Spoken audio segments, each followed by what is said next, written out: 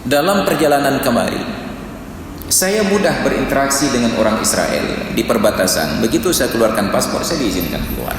Tapi justru perjalanan saya ke Indonesia ini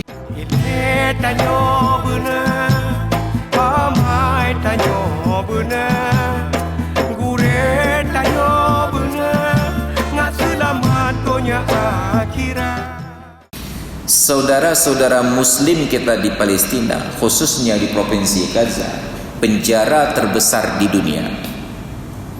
Penjara ini pada salah satu sisinya dibangun tembok oleh orang-orang Zionis Israel. Dibangun tembok. Pada sisi satunya ada saudara-saudara seakidah dengan mereka, sama-sama muslim, negara Mesir.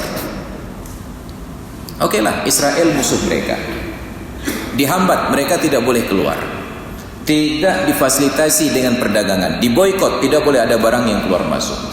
Pertanyaannya, keuntungan apa bagi saudara muslim mereka juga untuk ikut memenjarakan mereka, sehingga pintu gerbang pembatas Israel dan antara Palestina dan Mesir di Rafah itu tidak dibuka? Apa keuntungan bagi umat Islam di Mesir, dalam tanda kutip pemerintahannya, sehingga tidak membuka pintu gerbang Rafah, supaya orang-orang yang ada di Gaza tersebut bisa mendapatkan pengobatan untuk yang sakit, bisa mendapatkan bahan pangan bagi orang-orang yang lapar? Ternyata sesama Islam pun mempersulit.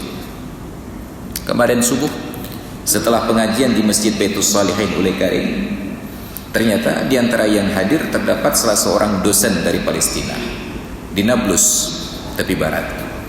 Beliau hadir. Katanya, saya datang kemari untuk mengisi seminar di UIN Ar-Raniri dengan di UIN Malikus Salih. Beliau bercerita bahwa perjalanannya dari Palestina ke Indonesia transit di sebuah negara muslim di Arab, entah di Lebanon, wallahu alam.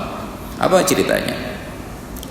Dalam perjalanan kemari, saya mudah berinteraksi dengan orang Israel di perbatasan. Begitu saya keluarkan paspor, saya diizinkan keluar.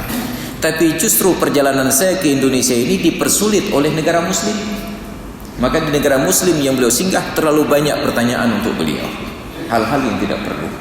Bayangkan, ternyata kita sesama Islam ini sudah lebih berat daripada kita Islam dengan orang kafir. Padahal Allah menggambarkan di dalam Al-Quran surat Al-Fath, ruhama'u bainahum dan asyidda'u 'alal kuffar.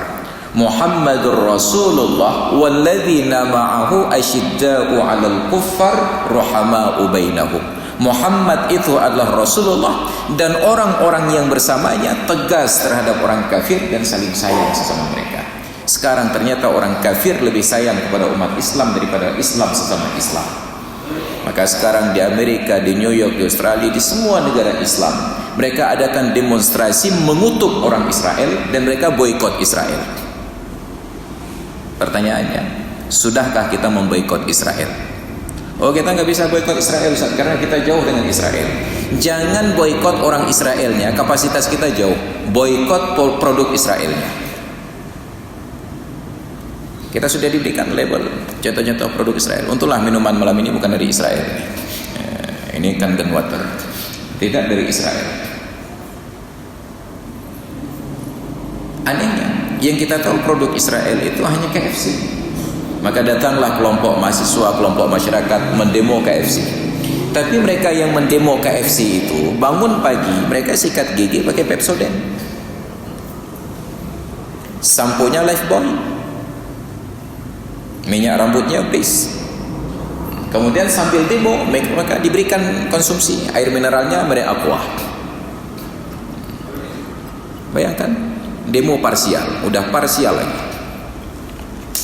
Andai kata kita umat Islam yang ada di Indonesia ini, ketika masih ada alternatif produk-produk yang lain yang non Israel, kita tinggalkan produk Israel tersebut, apa beritanya sekarang?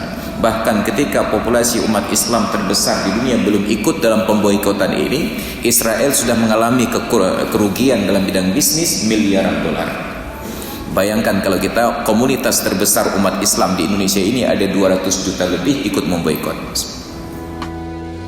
Ilmu tanyo benar, amai tanyo benar, kure tanyo benar.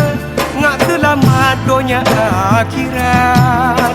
Ile tanyo benar, amai tanyo benar, gure tanyo benar, ngak selamat dunia akhirat.